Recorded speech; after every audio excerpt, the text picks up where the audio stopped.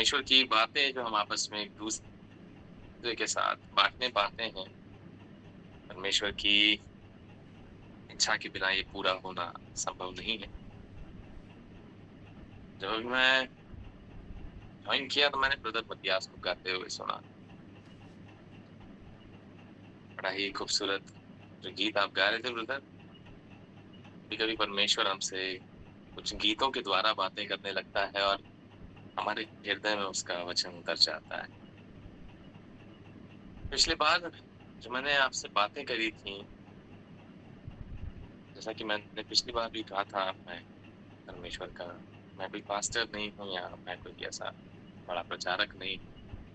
लेकिन मैं ये ज़रूर जानता हूँ कि मैं परमेश्वर का बेटा हूँ यस। और मैं उसके वचन को रोज़ पढ़ता हूँ। उसके साथ-साथ जिस बात पर हम चर्चा कर रहे थे, वो यही था कि हम वचन पढ़ते हैं लेकिन हम कितनी आज्ञाकारिता में रहते हैं, हम उसकी कितनी आज्ञा को मानते हैं। अगर आप में से कुछ लोग जो जुड़े होंगे पिछली बार अगर आपने मुझे सुना है तो मैंने इसी इसी बात पर आपके साथ चर्चा करी थी और यही मेरा विषय था जिस पर मैं आपके साथ कुछ बातें परमेश्वर के वचन से ही देना चाह रहा था। आज भी मैं परमेश्वर के वचन से उसी बात को थोड़ा-सा और डिटेल में थोड़ा-सा विस्तार में जाकर के आपसे शेयर करना चाहूँगा। जो भी बातें हैं सब परमेश्वर के वचन से। पिछली बार मैंने आपको बताया था कि क्या होता है जब हम आज्ञाकारिता में रहते हैं, किस प्रकार से उसका वचन हमारे जीवन में कार्य करता है, कैसे बड़े सामर्थ्य के काम हमारे जीवन में हो सकते हैं, किस प्रकार से हम अपने हृदय को खाली कर सकते हैं और उसके महान पवित्र आत्मा को हम अपने हृदय में पूरा कंट्रोल दे देते हैं। कि पिता परमेश्वर, मेरा भरोसा आप में है, आपका पवित्र आत्मा मेरे साथ है। अब आप मुझे चलाइए पिता परमेश्वर। आज मैं आपसे जो डिस्कस करना चाहता हूँ, आपसे शेयर करना चाहता हूँ परमेश्वर के वचन से, वो विषय ये है कि मैं और आप, यह संसार किसकी सुनता है? कौन है वो जिसकी बातें हम सुनते हैं? मेरे साथ जल्दी से निकाल लेंगे यूहन्ना यूहन्ना की पुस्तक है, गॉस्पेल में से यूहन्ना 14 उसका 6 मेरे साथ निकाल लेंगे और मैं रिक्वेस्ट करूंगा अपनी वाइफ से कि उसको जोर से आप पढ़ दें। यूहन्ना 14:6। यीशु ने उससे कहा, मार्ग और सत्य और जीवन मैं ही हूँ। बिना मेरे द्वारा कोई पिता के पास नहीं पहुंच सकता। यदि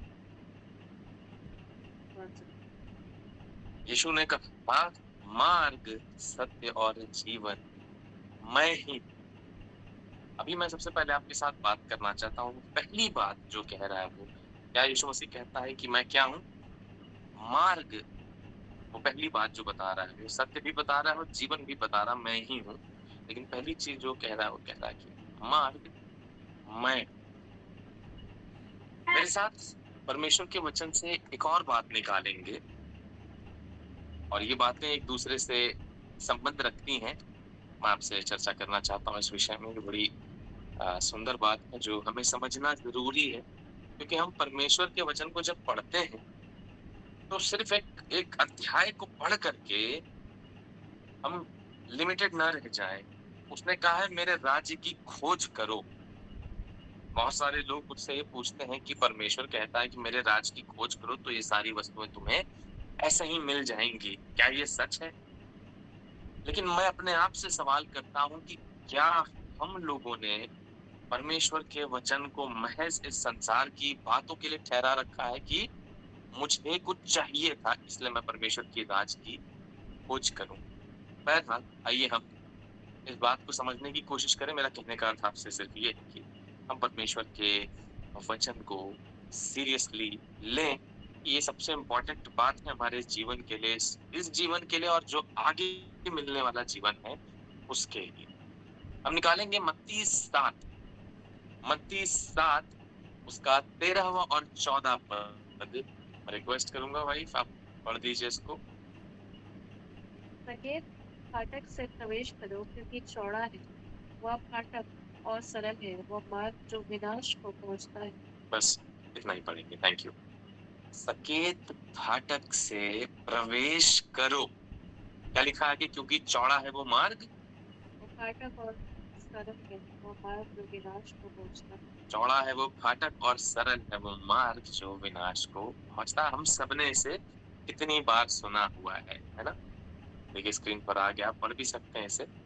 पहला जो मैंने आपसे बात करी वो यूहन्ना 14:6 में इस प्रकार से जो पहली बात थी वो ये थी कि मार्ग कौन है? मार्ग प्रभु यीशु मसीह।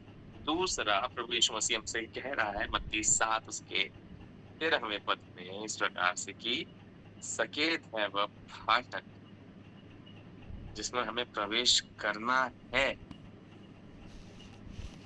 मेरा खुद भी ये सवाल था और बहुत सारे लोगों का एक समय पर ये सवाल रहता है जब आप उसके राज की खोज करते हैं। जानते हैं इस फाटक से जो प्रवेश करता है वो जानता है कि कठिनाइयां आएंगी, पारिवारिक झगड़े,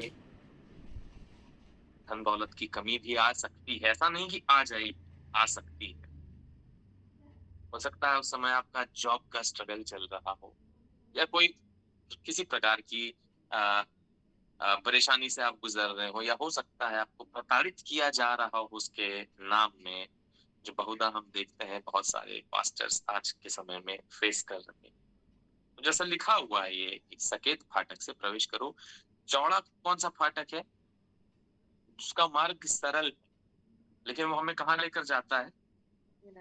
विनाश की ओर लेकर जाता है। ये सब हमने सुना हुआ है, लेकिन ये दो बातें जो मैं आपके साथ आज जोड़ना चाह रहा हूँ, ये उस पिछली बात से मैं इसको जोड़ के आपको बताना चाह रहा हूँ। जितने लोग पिछली बार संदेश में जुड़े थे वो समझेंगे इस बात को। एक चौड़ा मार्ग तो आसान है, लेकिन जा रहा है विनाश को। लेकिन प्रभु यीशु मसीह हमारा कौन सा मार्ग है? वो मार्ग है जो सकेत फाटक से हमें जाना है। जानते हैं इसमें भी दो भाग आपके पास आते हैं। इसमें भी आपके पास दो भाग आते हैं जिस पर मैं आपसे चर्चा करना चाह रहा था, ताकि मैं आपको समझा सकूं आप किसकी सुनते हैं। क्योंकि ये हर एक व्यक्ति के जीवन की आज दशा है। इस मार्ग में जो कि सकेत है, इस मार्ग में भी हम दो बातों को पाते हैं। जानते हैं क्या? पहला है कि हम प्रभु यीशु मसीह में विश्वास रखते हैं। कितने लोग प्रभु यीशु मसीह में विश्वास रखते हैं? अपने हैंड्स रेज कर सकते हैं, आप अपने हाथों को उठा सकते हैं, थम्स अप भेज सकते हैं, आप कुछ भी कर सकते हैं। कितने जन है प्रभु यीशु मसीह में विश्वास करते हैं? अपने हृदय में हाँ बोल सकते हैं आप। हाँ, मैं विश्वास करता हूँ, मैं विश्वास करता हूँ, मैं भी कहता हूँ आपके साथ, मैं प्रभु यीशु मसीह में विश्वास करता हूँ और हमेशा करता रहूंगा। दूसरा सवाल मेरा मुझसे भी है, आपसे भी है, और हर वो जन जो प्रभु यीशु मसीह को मानता है। कितने हैं जो प्रभु यीशु मसीह की आज्ञा को मानते हैं? कितने हैं जो प्रभु यीशु मसीह की आज्ञा को मानते हैं? अब आप अपने थम्स अप भेजिए मुझको। Praise the Lord. अगर आप उसकी आज्ञाओं को मानते हैं तो ये बहुत बहुत खुशी की बात है, ये बहुत अच्छी बात है। आमीन। ऐसा ही हो, परमेश्वर आपको बहुत आशीष दे। तो ये दो बातें हैं जो हमारे लिए समझना बहुत जरूरी है कि प्रभु यीशु मसीह कौन है? हमारा मार्ग है। कौन सा मार्ग है जो हमें कहाँ लेकर जाता है? परमेश्वर के राज्य में। कहाँ पर? जीवन को पहुंचाता है, स्वर्ग में। जीवन देता है। कौन सा जीवन? अनंत जीवन। कहाँ पर है अनंत जीवन? हमारे यहोवा परमेश्वर पिता के पास। क्योंकि प्रभु यीशु मसीह किसके दाहिने हाथ पे विराजमान है? यहोवा परमेश्वर पिता के दाहिने हाथ पे विराजमान है।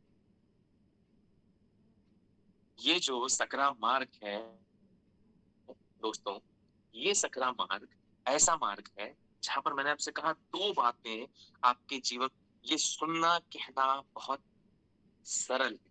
इससे संबंधित कुछ बातें मैं आज आपसे करूंगा, आप समझेंगे उस बात को मैं जो बताना चाह रहा हूँ। लेकिन मैं फिर से इस बात को रिपीट करता हूँ, ये समझना बहुत जरूरी है कि इस मार्ग पर हम दो बातों को बहुत इंपॉर्टेंटली अपने लाइफ में ऑब्जर्व करते हैं। हम उसको देखने पाते हैं अपने जीवन में। पहला, हम कहते हैं हाँ मैं प्रभु यीशु मसीह में विश्वास। मैं रोज वचन पढ़ता हूँ, मैं रोज प्रार्थना करता हूँ, मैं रोज उसके वचन को अपने जीवन में वायदों की तरह लेता हूँ। लेकिन जब दूसरी वाली बात आती है, आज्ञा मानने वाली बात, वो मैं कितना करता हूँ, वो मैं जानता हूँ, और आप कितना करते हैं, वो आप जानते हैं। क्यों? परमेश्वर ने क्या कहा है हमसे? बहुत सारी बातें उसने हमसे कही है ना। एक आज्ञा, जो प्रभु यीशु मसीह संसार में नहीं आया, परमेश्वर कहता है, अपने माता पिता का आदर कर। और यहाँ बोल के परमेश्वर रुक नहीं गया है कि बस अपने माता पिता का आदर कर, मैं कह रहा हूँ इसलिए आदर कर। हाँ, अगर परमेश्वर कहता तो मैं कह रहा हूँ इसलिए आदर कर, तो मैं और आप क्या है जो उसकी बात टाल सकें? और आप कहेंगे ना, हाँ पिता परमेश्वर तूने कहा है तो मैं करूँ। लेकिन इस एक आज्ञा के साथ परमेश्वर आपको आशीष भी दे रहा है। जानते हैं क्या? कि यदि तू ऐसा करेगा तो तुझे एक लंबी उम्र मिलेगी। लंबी उम्र का मतलब क्या समझते हैं आप? लंबी उम्र का मतलब आप अपने आगे की जनरेशंस को देखने पाएंगे। आपके जीवन में परमेश्वर कितने बड़े बड़े और काम करेगा, तमाम प्रकार की आशीषें देगा, और आप वो देखेंगे अपने जीवन में पूरी होते हुए। ये एक आज्ञा है। लेकिन मैं इस बात को यदि अपने हृदय में विचारूं, तो इस आज्ञा को कौन कितना ज्यादा मानता है? और सिर्फ यही एक आज्ञा की बात नहीं, प्रभु यीशु मसीह ने जब वो इस संसार में था, बहुत सारी बातें कही। मत्ती 6, मत्ती 6, यदि आप अगर पढ़ेंगे पूरा अध्याय, तो वहां पर आप इस प्रकार से पाएंगे कि परमेश्वर एक बात, प्रभु यीशु मसीह एक बात कहता हमसे, यदि तुम दूसरों के अपराध क्षमा करोगे, तो तुम्हारे अपराध भी, परमेश्वर जो स्वर्ग में है वो तुम्हारे अपराध भी क्षमा कर देगा। तो यदि तुम दूसरों के अपराध क्षमा न करोगे, कोई तुम्हारे अपराध क्षमा न करेगा। जानते हैं, परमेश्वर के वचन में एक और बात इस प्रकार से लिखी हुई है, यदि मैं और आप किसी के अपराध क्षमा करते हैं ना, तो उसके अपराध क्षमा हो जाते हैं। परमेश्वर आपको जो आज्ञा देता है, उसको आप कितना पालन करते हैं? हम कहाँ रुक जाते हैं? यही मेरा सवाल खुद से भी है और आपसे भी है, कि जरा इस बात पर आप विचार करें, हम किसकी सुनते हैं? इंसानों की सुनते हैं ना। मैं भी सुनता हूँ, इंसानों की सुनता हूँ। मेरे दोस्त मित्र यार कुछ बोलते हैं तो मैं सुनता हूँ उसको, कभी कभी मानता भी। हाँ हाँ भाई, कह रहे हो, एकदम सही बात कह रहे हो। अपने घर वालों की बात सुनते हैं, पड़ोसियों की बात सुनते हैं, रिश्तेदारों की बात सुनते हैं। और एक और है जिसकी बात हम लोग कभी कभी सुन लेते हैं गलती से। जानते हैं कौन है? वो जो सबसे बड़ा दुष्ट है, शैतान।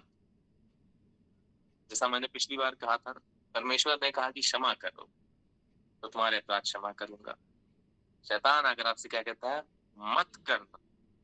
इस व्यक्ति ने तेरे साथ कितना बुरा किया था, तुझको याद नहीं है? जब तू वहां खड़ा था मार्केट में, इसने झापड़ झापड़ तुझको मारे थे वहां पर, तो इसको माफ करेगा? मत करना गलती से, बिल्कुल मत करना। इसकी शक्ल से तो नफरत होनी चाहिए तुझको। हम वही सुनते हैं सबसे अधिक। हाँ बिल्कुल सही बात है, इसने मुझसे बदतमीजी कर दी, इसने मुझको सबके सामने गाली बोली थी, मैं इसको कभी माफ नहीं करूंगा। लेकिन क्या इस बात पर जरा सा भी हमारा विचार जाता है कि हम सुन किसकी रहे हैं? यही मैंने आपसे बताया कि ये आज आज मेरा डिस्कस जो मैं आपसे करना चाहता था परमेश्वर के वचन को देते हुए, वो डिस्कशन मेरा आपके साथ यही था। जो प्रचार का आज टॉपिक था वो ये था कि हम किसकी सुनते हैं, कौन है हम जिसकी सुनते हैं। बहुत सारे लोगों को मैंने देखा है, उनसे फालतू की बातें की जाए बैठ करके। तुमको पता है उसके जीवन में भी ऐसा ऐसा चल रहा है? अरे तुम्हें पता है उसकी नौकरी चली गई, वो ऐसे ऐसे कर रहा था, उसको वहां जॉब से निकाल दिया गया। और इंटरेस्ट आता है, अच्छा अच्छा क्या क्या कर रहा था जरा बताओ तो, ताकि वो पूरा मिर्च मसाला लगी हुई बात हमें पता चले और हम जा जाके फिर उसको 100 जगहों पे और बांटे। इतनी मजा आती है ना। बहुत सारे लोगों का जीवन मैं इस प्रकार से देखता हूँ कि उनसे लोग बैठ करके व्यभिचार की गंदी बातें करते हैं, और उनको वो सुनने में बहुत आनंद आता है कि हाँ, और बताओ हमको इन सारी बातों के बारे में, हम जानना चाहते हैं, हमारा कितना ज़्यादा है इन सारी चीज़ों में इंटरेस्ट। मैंने और ऐसे लोगों को भी देखा है जिनका एक विषय पर चर्चा करना बड़ा उन्हें अच्छा लगता है, जानते हैं क्या? भूत-प्रेत की बातें। किसी ने बता दिया, मैं वहाँ से गुज़र रही थी और मुझे पीछे से मेरे बाल हिल गए और मैंने कुछ महसूस किया, मेरे रोंगटे खड़े हो गए, मैंने एक परछाई गुज़रते हुए देखी। अब वो दूसरा व्यक्ति जो साथ में बैठा, "अरे! अरे! एक बार मेरे साथ भी ऐसे हुआ था।" फिर दूसरा, तीसरा जो है वो भी कुछ बताएगा, चौथा जो है वो भी कुछ बताएगा। पाँचवाँ जिसके पास कोई कुछ था ही नहीं एक्सपीरियंस, वो भी झूठ-झूठ में बता देगा, "अरे! एक बार मेरे साथ भी ऐसा-ऐसा हुआ था।" मैं जो आपसे बताना चाह रहा हूँ और कहना चाह रहा हूँ वो ये है कि फालतू की बातों में जो समय व्यर्थ करने वाली बातें हैं, इंसान कितना एंटरटेनमेंट उसको मिल जाता है, कितना एंटरटेन होता है वो, और घंटों इन बातों पर चर्चा करेंगे बैठ कर के। लेकिन इनसे यदि आप कहें कि 10 मिनट के लिए परमेश्वर के वचन को सीरियस होकर के पढ़ लो एक बार, थोड़ा-सा थोड़ा-सा तो मनन कर लो, अरे ज़रा-सा तो विचार कर लो। उनसे आप कहिए, आओ मैं सहायता करता हूँ। आदि में वचन था, वचन परमेश्वर था, वचन परमेश्वर के साथ था, वचन देहधारी हुआ। 2 मिनट सुनेंगे, उसके बाद बोलेंगे, ज़रा एक काम है, मैं आ रहा हूँ। अगर बैठ भी गए आपके साथ तो जम्हाई लेते रहेंगे, हाँ,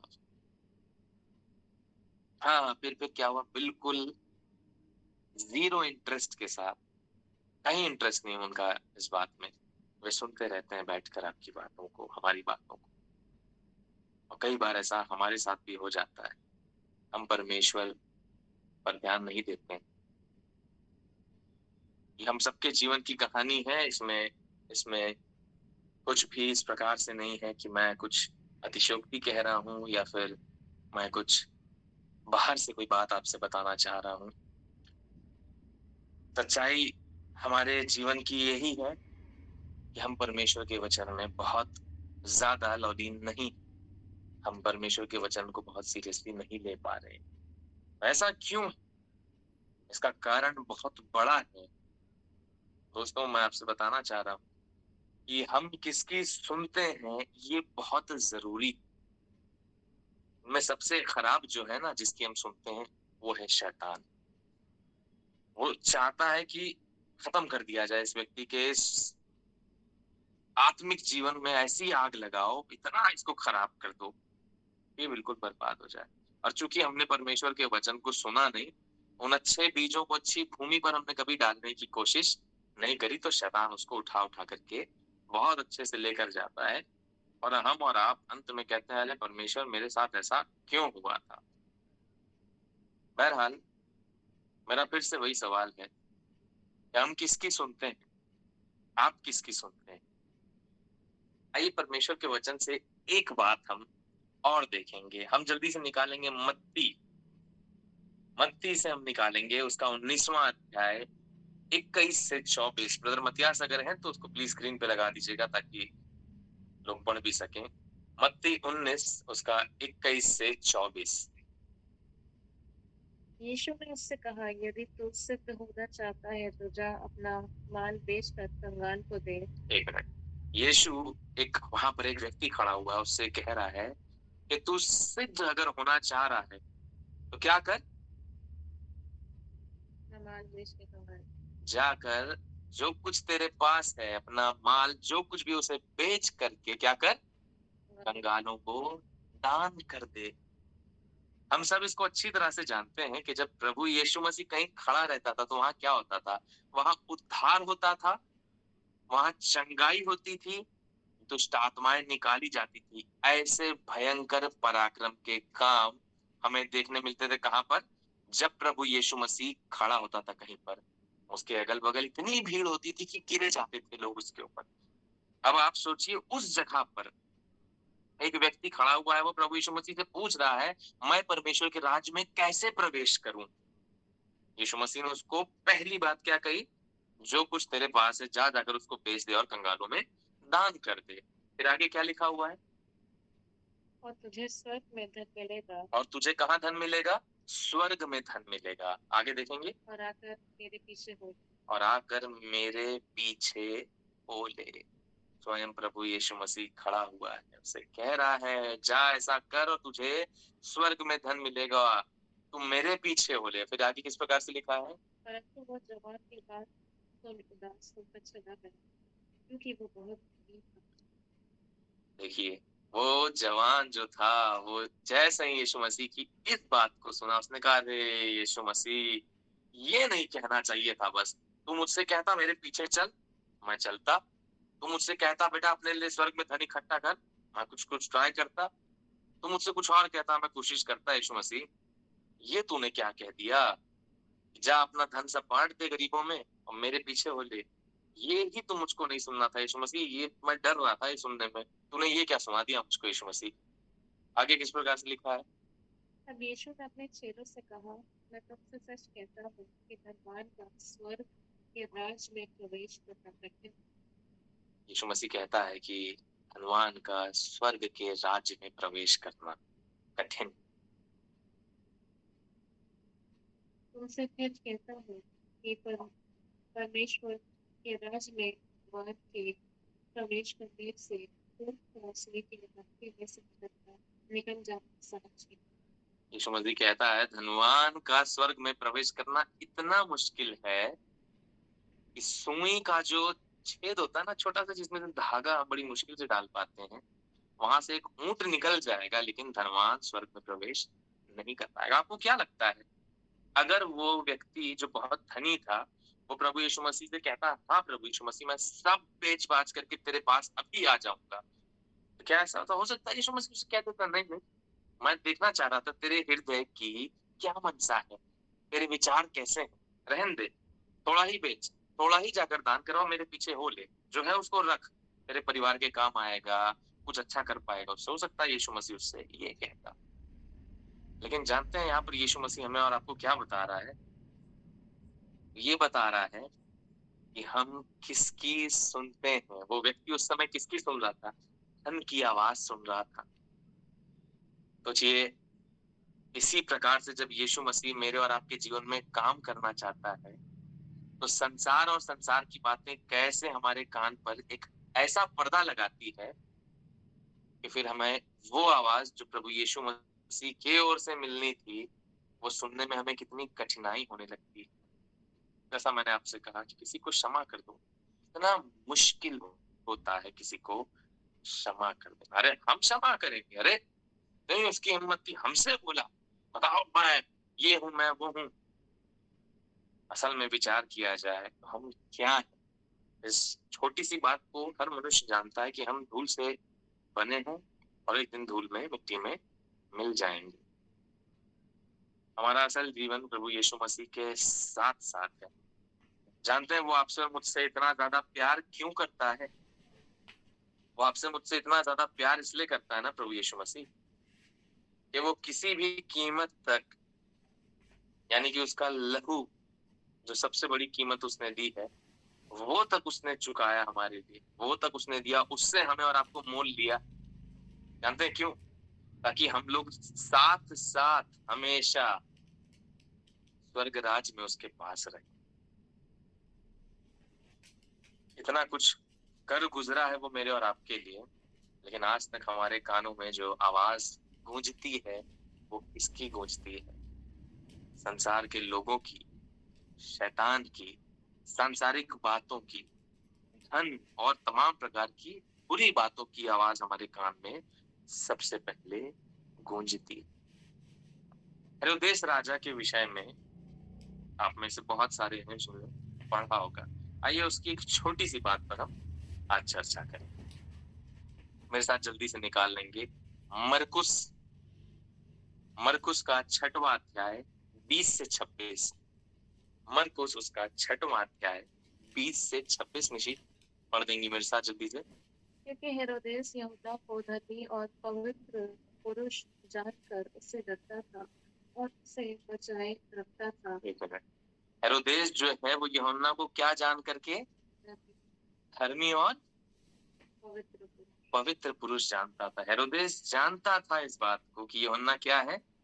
धर्मी और पवित्र पुरुष है। तो उससे डरता भी था इस बात से हेरोदेस, जो राजा है उस समय का, और उसको बचा के भी रखा हुआ है। वो जरूर जेल में बंद है, यूहन्ना बपतिस्मा देने वाले की बात चल रही है यहाँ पर।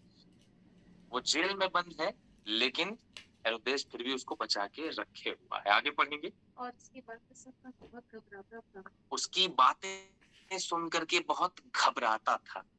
इंग्लिश में इस प्रकार से लिखा हुआ है परप्लेक्स्ड। परप्लेक्स्ड का मतलब होता है कि बड़ा कंफ्यूज भी हो जाता था। उसको उसकी बातों से कंफ्यूजन होता था, एक घबराहट होती थी, उसको समझ नहीं आता था कि मैं इसको यदि मार दूं तो कहीं ऐसा ना हो कि मुझ पर कोई श्राप आ जाए या मुझ पर कोई पाप आ जाए बहुत बड़ा। क्योंकि यूहन्ना बपतिस्मा देने वाला बिल्कुल उससे टू द पॉइंट, मुंह फट्टो के स्ट्रेट बातें बोलता था, जो हेरोदेस जानता था अपने हृदय में कहीं ना कहीं वो गलत करता है। और उन्हीं बातों को यूहन्ना बपतिस्मा देने वाला उसको बता रहा है। वो डरता भी था ये जान करके कि ये कैसा मनुष्य है, वो एक पवित्र पुरुष है, वो एक धर्मी पुरुष है, और इस कारण से हेरोदेस उसको बचा के भी रखे हुआ है। उस जेल में है लेकिन बचा के रखे। आगे पढ़ेंगे। और उसकी बातें सुनकर बहुत घबराता था, पर आनंद से सुनता था। बातें सुन करके घबराता था, लेकिन आनंद से सुनता भी था। आगे। एक अवसर पर जब हेरोदेस ने अपने जन्मदिन में अपने प्रधानों और सेनापतियों और गलील के बड़े लोगों के लिए भोज की, पढ़े तो पढ़े। हेरोदे- हेरोदियास की बेटी भीतर आई और राज करने उसको और उसके साथ रहने वालों को प्रसन्न किया। तब राजा ने लड़की से कहा, तू जो चाहे मुझसे मांग, मैं तुझे दूंगा। और उससे शपथ खाई, मैं अपने आधे राज्य तक जो कुछ तुम मुझसे मांगे मैं तुझे दूंगा। उसने वहां जाकर अपनी माता से पूछा, मैं क्या मांगू? वो बोली, यहोवा बपतिस्मा देने वाले का सिर। वह तुरंत राजा के पास लेकर आई और उससे विनती की, मैं चाहती हूँ कि तुम अभी यहोवा बपतिस्मा देने का सिर एक बार में मुझे मंगवा। तब राजा बहुत उदास हुआ, परंतु अपनी शपथ के कारण और साथ रहने वाले का उसे करना नहीं चाहा। अब यहाँ पर जब हम इस प्रकार से इस बात को पढ़ते हैं, ऐसा पुरुष जिससे हेरोदेस क्या करता था, डरता था। क्यों? उसको धर्मी और पवित्र जन मानता था। उसकी बातें सुन के घबराता था, लेकिन उसको आनंद भी आता था उसकी बातों से।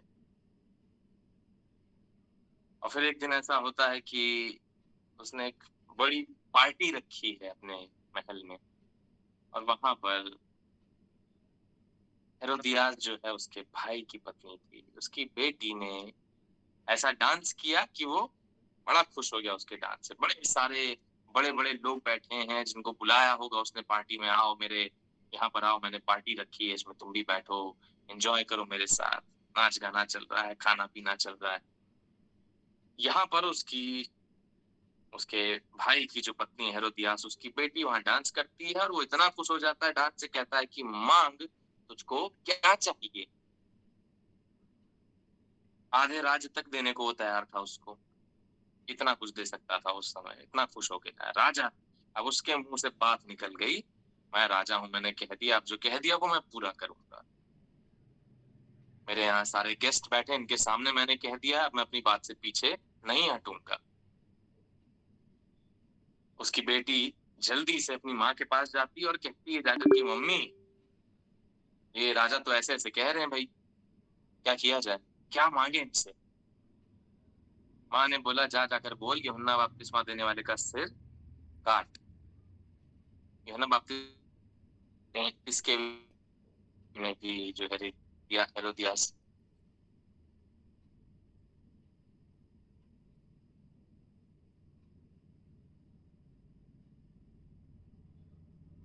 मेरी आवाज ऑडिबल है? यस यस, आ रही है। ऑलराइट ऑलराइट, थोड़ा सा प्रॉब्लम हो गया था। एनीवे, तो यहाँ यूहन्ना बपतिस्मा देने वाले के विषय में जब ये बातें हुई, तो वो बिल्कुल लालायित थी उसकी मम्मी की, बस इसको कैसे भी मरवा दे, इसने मेरे विषय में कुछ ऐसी बातें कही थी जो मुझे ठीक नहीं लगी। अब यही मौका है, राजा तो इसे मार देता, लेकिन यही मौका है, यदि हम इसको अभी मरवा देंगे तो ये राजा पीछे नहीं हट पाएगा।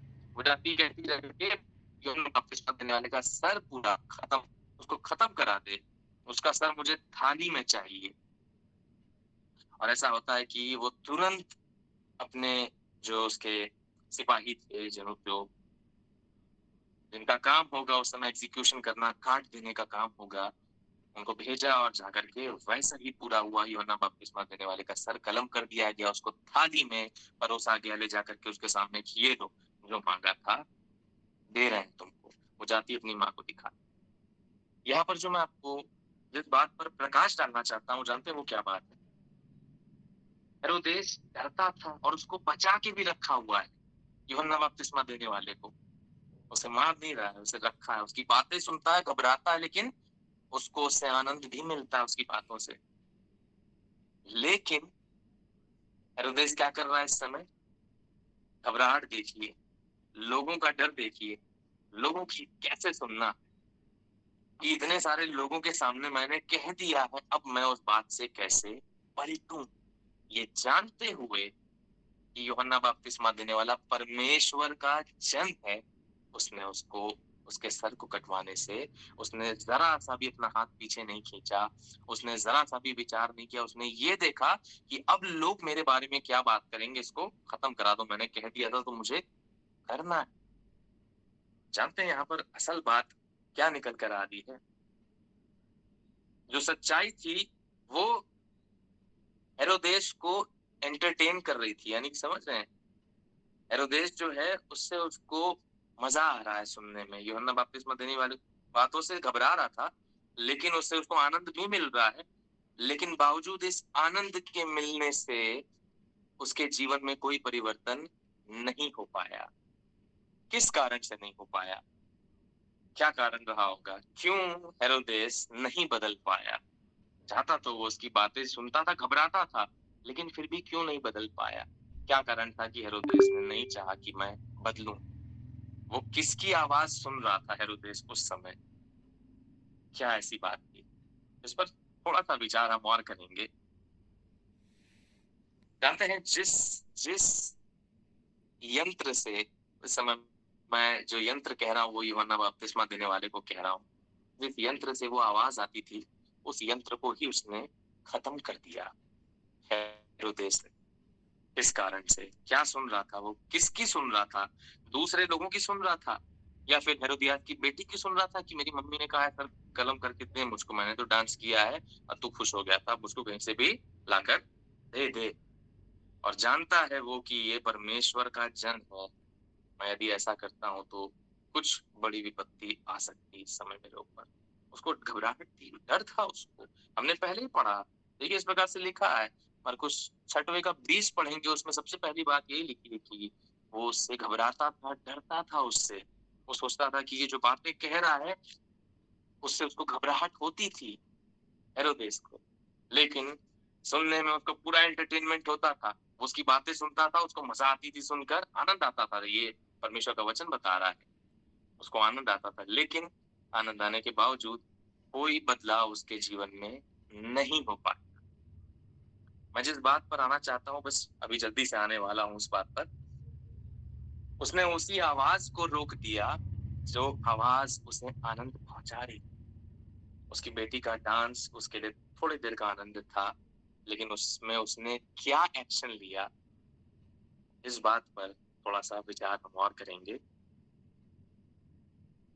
जानते हैं यहाँ पर दो बातें हैं जो बहुत जरूरी है। एक, परमेश्वर का जन।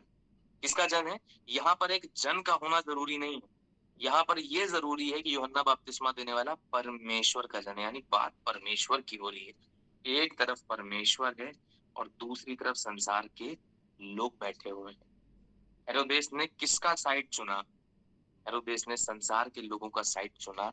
उनकी बातें इस समय सुनना उसको जरूरी लग रहा था, परमेश्वर को नेग्लेक्ट करके, परमेश्वर की बातों को छोड़ करके। सोचिए क्या ये मेरे और आपके साथ कभी-कभी नहीं होता है? हालाँकि मैं और आप ऐसे फैसले नहीं लेते हैं कि हम किसी को मार दें या कुछ ऐसा कर दें। लेकिन क्या परमेश्वर का ज़रा-सा भी डर हमारे अंदर किसी बात को दबाने में काम आता है कभी? चोरी कर रहे हैं, क्या परमेश्वर का डर नहीं था? मालूम है हृदय में पता था कि किसी के वॉलेट से पैसा खींचा जा रहा है, लेकिन अरे यार ठीक है, एक ही बार की तो बात है, मुझे ज़रूरत है, निकाल के रख लिया उसको। बाद में परमेश्वर से मैं माफ़ी माँग और ऐसी तमाम सारी बातें, जो कुछ आप इमेजिन कर सकते हैं संसार में जो तमाम प्रकार की गलतियाँ मनुष्य करता है। और उस समय हम क्या सुनते हैं?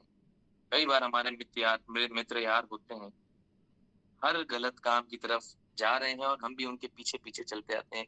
पीछे से परमेश्वर आवाज़ देता है, "बेटा, मत कर इस चीज़ को, मैं नहीं चाहता हूँ तू ये कर, ये तेरा मार्ग नहीं है।"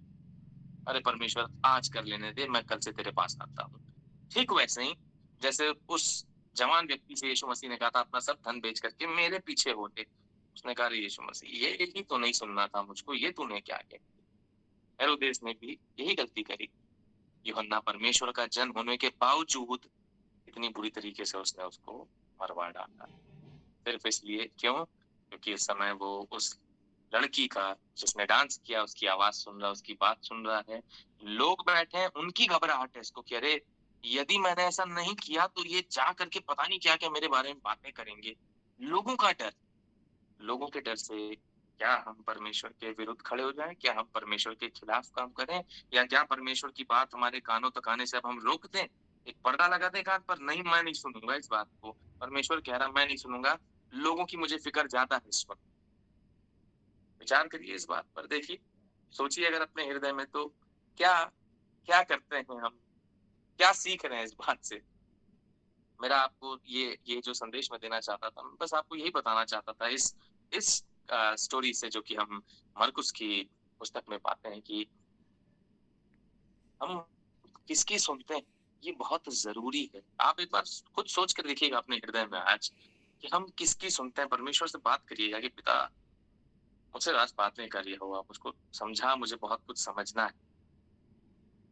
ठीक इसी प्रकार से मेरे साथ या बहुत सारे लोगों के साथ, शायद आपके साथ भी होता होगा।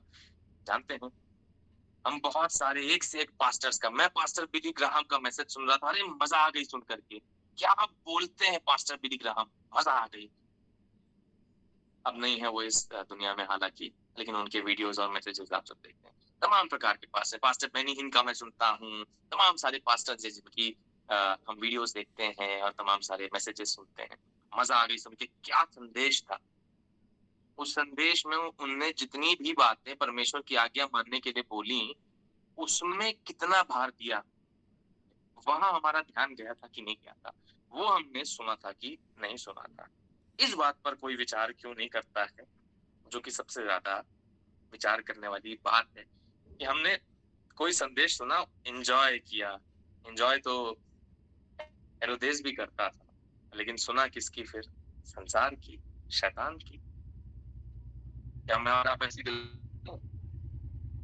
क्या हमसे और आपसे ऐसा होता है? होता हो जाता है। हम संसार की तरफ ज़्यादा झुक जाते हैं। पिता परमेश्वर, अभी बहुत डिस्टर्ब्ड है माइंड, मुझे समझ नहीं आ रहा है क्या करूँ? उसने कहा है मेरे पास आ, मुझसे बातें कर, अपनी बुद्धि का सहारा ना ले। श्रापित है वो पुरुष, मनुष्य जो किसी मनुष्य पर भरोसा रखता है। मैं नहीं कह रहा हूँ, तो परमेश्वर का वचन कह रहा है। जब ये सामुएल नबी के समय की बात है, सामुएल के समय में ही राजा को चुनने की बात कही गई थी। परमेश्वर दुखी हुआ था इस बात से। मैं जो सर्वे सर्वा हूँ, इस संसार, आकाश, पृथ्वी का मालिक, रचने वाला हूँ, मुझे छोड़ करके तुम्हें अब दूसरा राजा चाहिए। और यदि आप पुराना नियम ध्यान से पढ़ेंगे, तो आप उसमें परमेश्वर का क्रोध और जलजलाहट लगातार देखते रहेंगे। वो कितना गुस्सा हो रहा है कि मैं जो तुमको इस संसार में लाने वाला हूँ, तुम मुझे ही छोड़ करके तमाम सारे ऐसे देवी देवताओं के पीछे भाग रहे हो जिनको तुमने खुद अपने हाथों से लकड़ी और पत्थरों से बनाया है। ये क्या काम किया तुमने? परमेश्वर उन सारी बातों पर बहुत गुस्सा हो रहा है, बहुत दुखी हो रहा है। लेकिन अंत तक क्या हुआ? हम लोगों ने किसकी बातें सुनी? संसार की, शैतान की।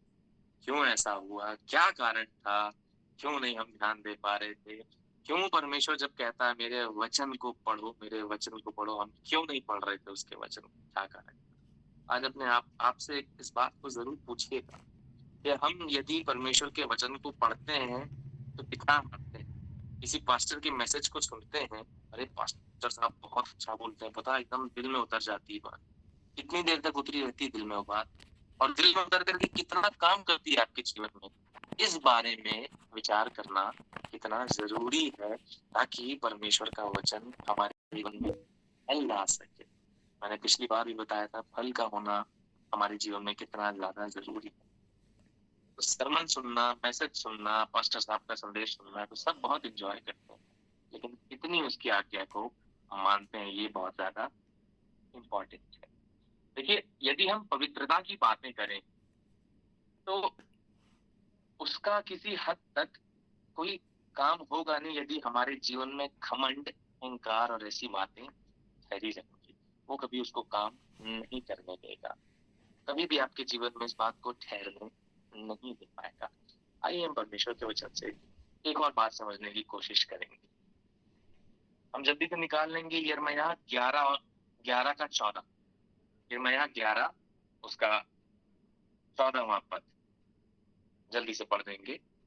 इसलिए तो मेरी इस प्रजा के लिए प्रार्थना न करता, न कोई इन लोगों के लिए जिस स्वर से विनती करूं, क्योंकि जिस समय ये अपनी विपत्ति के मारे मेरी दुहाई देंगे तब उनकी रास्ता। अब परमेश्वर कह रहा है जब ये विपत्ति के मारे मेरी दुहाई देंगे तब मैं इनकी नहीं सुनूंगा। और सारे लोगों का ये सोचना है, जानते हैं कि अरे प्रभु यीशु मसीह ने तो हमारे पाप पहले से क्रूस पर कुर्बानी दे दी, कोई बात नहीं, पाप हो गया तो माफी मांगे, अरे कोई बात नहीं, अरे कोई बात। थोड़ा सा आपको पीछे लेकर चलता हूँ, यिर्मयाह की पुस्तक जिनने जिनने पढ़ी है वो समझेंगे, और जिनने नहीं पढ़ी है कृपया करके जरूर पढ़िए, बहुत ही अच्छी वो पुस्तक है, उससे आपको परमेश्वर आशीष देगा। वहां पर इस प्रकार से बताया गया है, यिर्मयाह एक नबी है जो उस समय के राजा से कह कहकर थक गया कि परमेश्वर बता रहा है इन सारे गलत कामों को अपने राज्य से बंद करो, रोको, ये सारे जो गलत काम कर रहे हो उसको छोड़ दो करना, राज्य से ये गलतियां मत करवाओ, खुद भी ये गलती मत करो। जानते हैं राजा ने क्या किया था? उस भविष्यवाणी को जो परमेश्वर की तरफ से आई है, यिर्मयाह एक पूरे स्क्रोल एक वो होता है, एक कपड़े पर लिखा जाता है या फिर कागज पे लिखा जाता है, उसको घुमा करके रोल करके रख दे। तो स्क्रोल को यिर्मयाह भिजवा रहा है राजा के पास कि जाकर के उसको बताओ, उसको दिखाओ क्या परमेश्वर कह रहा है। राजा अपने अहंकार में चूर, मैंने आपसे यही कहा, यदि अहंकार और ऐसी बातें हमारे जीवन में राज करती हैं तो कैसे परमेश्वर की पवित्रता की बातें हमारे पास ठहर पाएंगी। जानते राजा क्या करता है? उठा करके उसको आग में फेंक देता। परमेश्वर की भविष्यवाणी, परमेश्वर के द्वारा वो भविष्यवाणी मिली है, उसको उसने आग में फेंक दिया। और जितनी बार यिर्मयाह ने कोशिश करी, उसको जेल में डाल दिया गया, मारा गया, वो शांति से मार खाता रहा, लेकिन बोलता रहा कि परमेश्वर यहोवा इस प्रकार से कह रहा है, इस प्रकार से कह रहा है, इस प्रकार से कह रहा है, ये सारे गलत काम बंद करो, छोड़ दो ये करना। राजा ने नहीं सुनी और आखिरी में इतना बुरा हाल हुआ कि पूरे देश में हाहाकार मची थी, कोलाहल था, घर जल रहे हैं, परमेश्वर का पूरा भवन तोड़ दिया गया, सारा सोना चांदी और जितने भी जवाहरात थे सब उठा करके राजा लेकर के चला गया। नबूकदनेस्सर राजा आया था, वो सब कुछ लेकर चला गया, और जो राजा था उसको भी उठाकर ले जाया गया, उसकी आंखें बाहर निकाल दी गई और उसको वहां जीवन भर गुलाम की तरह रहना पड़ा। इस बात से हम क्या सीखते हैं? ये सीखते हैं कि परमेश्वर बदला ले लेता है, और परमेश्वर हमें दंड देने के लिए है, या परमेश्वर हमें बहुत सताव के साथ सिखाने के लिए नहीं। परमेश्वर हमें सताव देने के लिए नहीं, कोई भी माता-पिता अपने बच्चे के लिए कभी बुरा नहीं चाहते हैं। परमेश्वर ने एक बार नहीं कहा था, परमेश्वर ने बार-बार यिर्मयाह के द्वारा ये बात कहलवाई। जानते हैं, यहाँ पर यदि यिर्मयाह का ये 11 उसका 14 पढ़ेंगे हम फिर से, तो इस बात को मैं समझने पाया पढ़ करके कि परमेश्वर का जो उसकी जो दया है हमारे लिए, वो ऐसी गहराई तक है जो मैं और आप कभी नहीं समझ पाएंगे। उसकी वो हमसे बहुत प्यार करता है, जानते हैं। और उसकी जो दया है ना, वो इतनी बड़ी दया है कि वो माफ करने के लिए तैयार है। लेकिन इससे बढ़कर मैंने एक बात जानी कि उसका न्याय पूरा होके ही रहेगा। उसका जो जजमेंट है, जो उसका न्याय है, वो वास्तविकता है, वो सच्चाई है और वो पूरी होकर ही रहेगी। इस पूरे पुस्तक को, जो कि यिर्मयाह की पुस्तक है, आप जरूर पढ़िएगा और अपने हृदय में विचार करिएगा, क्या हम उस राजा की तरह बनना चाहते हैं जो अपने एक फैसले से सारी सच्चाई जो परमेश्वर हमारे जीवन में देना चाह रहा है उसको हमेशा के लिए शांत कर दें और रोक दें, और फिर उस प्रकार से हमारे ऊपर भी कुछ परेशानियां आ जाएं। मैं किसी भी तरीके से आपको कोई डर नहीं पैदा करना चाह रहा हूँ आपके हृदय में। मेरा बिल्कुल भी विचार करने का ये अर्थ नहीं कि मैं, देखिए, प्रभु यीशु मसीह हमारे लिए संसार में आया और उसने जो भार उठाया हमारे लिए, उसने सारे पापों के लिए, जो भी लिखा है इस प्रकार से वचन में कि हमारे जितने भी कर्जे हैं वो उसने क्रूस पर से चुका दिए। क्यों उसको हम खाली जाने दें? क्यों हम अपने एक उस फैसले से, जो हम शैतान की सुन करके या संसार की सुन करके परमेश्वर के वचन को दबा दें, या परमेश्वर की वास्तविक वो बातें जो सच्चाई है, जो रियलिटी है, उनको हम शांत कर दें अपने जीवन में? ये कब तक हमारे जीवन में होता रहेगा? इस पर जरूर विचार करिए। इस पर मैं भी विचार कर रहा हूँ और मेरी रिक्वेस्ट है आपसे कि आप भी इस पर जरूर विचार करिए, क्योंकि ये परमेश्वर की आशीष आपके जीवन में लाएगा। आपसे परमेश्वर बातें करना चाहता है, जानते हैं। वचन इस प्रकार से कहता है, आप भी भविष्यवाणी करें। कैसे करेंगे भविष्यवाणी? बिना परमेश्वर के वचन को पढ़े। विश्वास कहाँ से आता है? मैंने पिछली बार बताया था, विश्वास सुनने से है, और सुनना कहाँ से है? परमेश्वर के वचन से। फिर हमने एक और बात देखी थी, विश्वास क्या है? आशा की हुई वस्तुओं का निश्चय, अनदेखी हुई वस्तुओं का क्या है? प्रमाण। क्या हम अनदेखी हुई वस्तुएं देखते हैं, बताइए? अच्छे पैसे मिल जाए, अच्छी गाड़ी मिल जाए, अच्छा बड़ा घर हो जाए, तमाम सारी दुनिया भर की बातें हम पहले चाहते हैं। कितने हैं आज मेरे साथ हाथ उठाइएगा, मैं तो यही चाहता हूँ अपने जीवन में। कितने हैं मेरे साथ हाथ उठाइएगा कि परमेश्वर, मैं तुझसे सामने सामने खड़े होकर बात करना चाहता हूँ। मुझे वो बना जो भविष्यवाणी करे, मुझे वो बना पिता परमेश्वर जो तेरे तेरे राज्य में प्रभु यीशु मसीह के साथ आए, हाथ पर खड़ा होकर के रोज बोले कि हाँ पिता परमेश्वर, मैं हूँ, मैं तेरे नाम के लिए जाऊंगा, प्रचार करूंगा। कितने हैं जो कहना चाहते हैं कि हाँ पिता परमेश्वर, मुझे अन्य भाषा का वरदान दे, मुझे लोगों को चंगा करने का वरदान दे, मैं आज ही उसको अपने जीवन में ग्रहण करना चाहता हूँ। कितने हैं जो इस बात को बोलेंगे?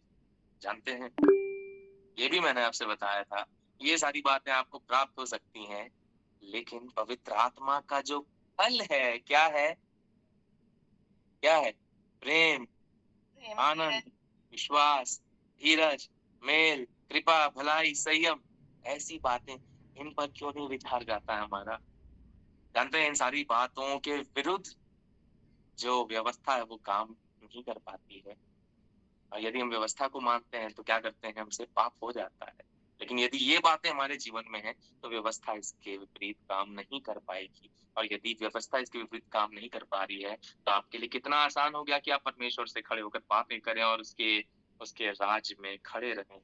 कितने जने विश्वास करते हैं उसके राज में एंटर कर चुके हैं? मैं करता हूँ विश्वास।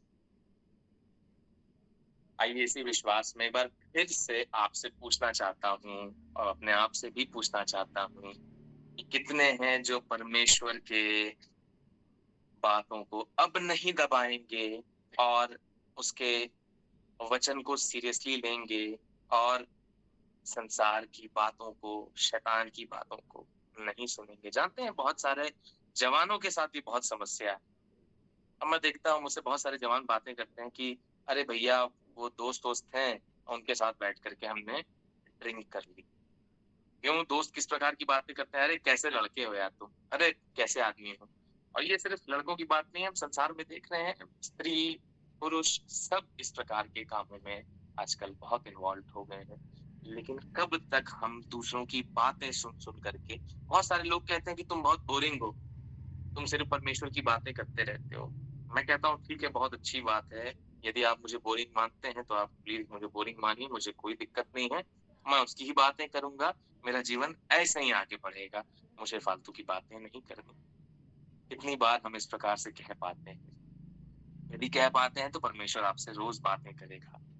ये मैं आपको एकदम एक फैक्ट बता रहा हूँ। ये मेरे जीवन में भी इस प्रकार से होता है और ये बड़ी आशीष का कारण है कि परमेश्वर हमसे बात करना चाहता है। फिर से मैं इस बात को पूछना चाहता हूँ, इस पर ज़रूर मनन करिएगा और विचार करिएगा कि क्या हम ऐसे ठहरें कि परमेश्वर की बातों को अपने एक डिसीज़न से हम दबा दें और उस एक डिसीज़न की वज़ह से हम केवल गलत मार्ग पे चले जाएँ। फिर से मार्ग पर आना चाहता हूँ आपके साथ। मैंने बताया प्रभु यीशु मसीह कौन है हमारा मार्ग है और उस मार्ग में मैंने आपको 2 बातें बताई। अभी इत्तेफ़ाक से नहीं, ये बड़ा अच्छा समय था कि मेरे पिताजी भी लखनऊ आए हुए हैं, हालाँकि वो अभी दूसरे भाई के पास हैं। लेकिन कल मैं उनसे चर्चा कर रहा था इस बात पर, मैंने उनसे भी ये शेयर किया था कि पापा इस मार्ग पर भी 2 बातें हमें देखने को मिलती हैं। एक तो हम प्रभु यीशु मसीह में विश्वास करते हैं और दूसरा हम प्रभु यीशु मसीह की आज्ञाओं को मानते हैं। जब आप उसकी आज्ञा मानते हैं, तो ये सारी बातें आप फुलफ़िल करने लगते हैं अपने आप से। तो मेरा बस आपसे यही कहना है कि हम अपने किसी एक फैसले की वजह से, किसी के कहने और किसी के बोलने की वजह से जो हम सुन रहे हैं, उस वजह से किसी भी प्रकार से कोई अपने जीवन से ऐसा काम कभी ना करें कि हम परमेश्वर से दूर जाएँ। जानते हैं, हमें किसी की बातें इस प्रकार से लालायित ना करें। परमेश्वर का वचन क्या आपको एंटरटेन करता है? मुझे करता है एंटरटेन, मुझको अच्छा लगता है सुनना, मुझे बहुत आनंद आता है सुनने में। उसका वचन बहुत गहराई तक मेरे जीवन में उतरे, मैं तो यही चाहता हूँ और मैं आशा करता हूँ और प्रार्थना करता हूँ आपके जीवन में भी इसी प्रकार से हो।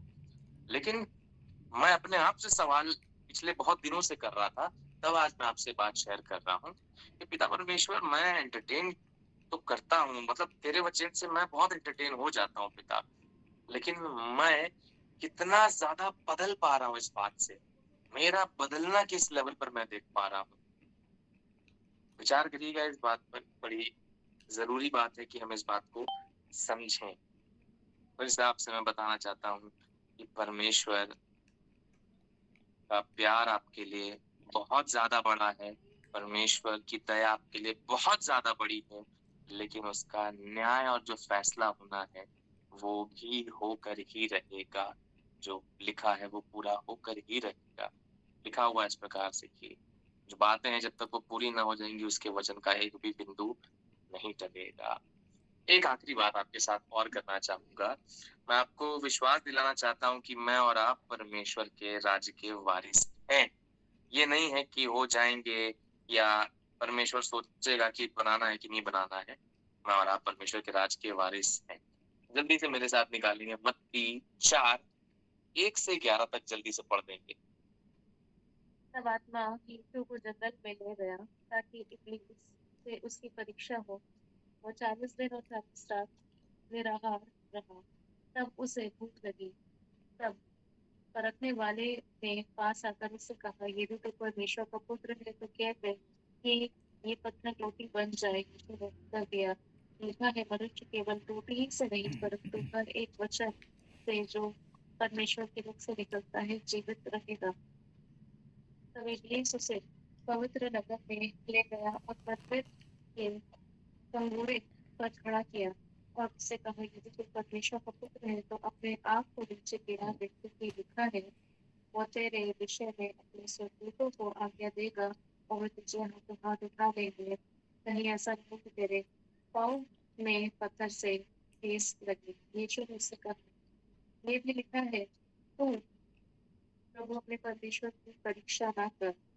फिर इब्लीस उसे एक बहुत ऊंचे पहाड़ पर ले गया और सारे जगत के राज्य और उसका वैभव दिखाकर उससे कहा, यदि तू गिर कर मुझे प्रणाम करे तो मैं ये सब कुछ तुझे दे दूंगा। तब यीशु ने उससे कहा, हे शैतान, दूर हो जा, क्योंकि लिखा है, तू प्रभु अपने परमेश्वर को प्रणाम कर और केवल उसी की उपासना कर। तब शैतान उसके पास से चला गया और देखो, स्वर्गदूत आकर उसकी सेवा करने लगे। हमें यहाँ पर जो मैं आपको बताना चाह रहा हूँ, ये बात है कि प्रभु यीशु मसीह इतना भयंकर सामर्थी, आप जानते हैं कि शैतान उसके सामने खड़ा नहीं हो सकता है। लेकिन देखिए, शैतान उसकी उस अवस्था में, जब वो भूखा प्यासा है और अपनी शारीरिक दशा में है, उस तक को भरमाने के लिए उसके पास आ गया। प्रभु यीशु मसीह चाहता, वो कहता, अरे तू जानता है तू किसके सामने खड़ा है? तेरी इतनी हिम्मत, तू मेरे सामने खड़ा है क्या? निकल यहाँ से। डांट के भगा देता शैतान को वो एक बार में, और शैतान क्या रुक पाता उसके सामने? उसके आज्ञा न मानता, भाग जाता, तुरंत भाग जाता। लेकिन यीशु मसीह मुझे और आपको यहाँ पर कुछ सिखाना चाहता है। क्या सिखाना चाहता है? परमेश्वर के वचन की इम्पोर्टेंस। जब उसने उससे कहा कि इन पत्थरों से बोल रोटियां बन जाए, तो उसने उसको बोला कि मनुष्य केवल रोटी से नहीं, लेकिन हर एक वचन जो परमेश्वर के मुख से निकलता है जीवित रहेगा। और ऐसे ही शैतान ने उसको 2 बार और भरमाने की कोशिश करी, लेकिन हर बार प्रभु यीशु मसीह ने उसको जवाब कहाँ से दिया है? परमेश्वर के वचन से। उसी वचन से, जिस वचन को मैं और आप अभी डिस्कस कर रहे हैं, चर्चा कर रहे हैं, जिस पर मैं और आप मनन कर रहे हैं। जानते हैं, जब ये मेरा एक्सपीरियंस मैं आपके साथ बता रहा हूँ कि बहुत सारे लोगों से जब मैंने कहा कि देखो यीशु मसीह तुमको सिखा रहा है, जब तुम्हारे जीवन में शैतान आकर तुमसे सवाल करे कि क्या करोगे, कैसे करोगे, क्या होगा, अरे बाप रे, अब देखो ये दिक्कत आ गई, अब देखो वो दिक्कत आ गई, अब कैसे होगा, अब क्या होगा, ऐसे टाइम पे हम क्या होते हैं, घबरा जाते हैं, परेशान हो जाते हैं। बहुत सारे लोगों का यही कहना था कि अरे अरे भैया, हम तो मनुष्य हैं, अब गलती हो जाती है, कभी कभार भटक जाते हैं, कभी कभार माइंड काम नहीं करता है, क्या करें, हम यीशु मसीह थोड़ी ना है। तो इस बात का जवाब मैं जानते हैं उनको कहाँ से देता हूँ। आइए मेरे साथ निकालेंगे आखिरी हम पद पढ़ेंगे, उसके बाद हम विराम लेंगे। रोमियो की पुस्तक है, उसका 8वां अध्याय का 17वां पद। और यदि संतान है तो वारिस भी। और यदि संतान है, किसकी संतान है? परमेश्वर की संतान है। तो कौन है हम उसके? वारिस भी हैं। और क्या लिखा है आगे? परमेश्वर के वारिस और मसीह के संगी वारिस है। परमेश्वर के वारिस और किसके संग वारिस है? यीशु मसीह के संग वारिस है। आगे आगे पढ़ेंगे। जब हम उसके साथ दुख उठाए तो उसके साथ महिमा भी पाए। जब हम उसके साथ दुख उठाए तो उसके साथ क्या पाए? महिमा भी पाए। मैंने पहले ही आपसे बताया था, वो कौन सा मार्ग है?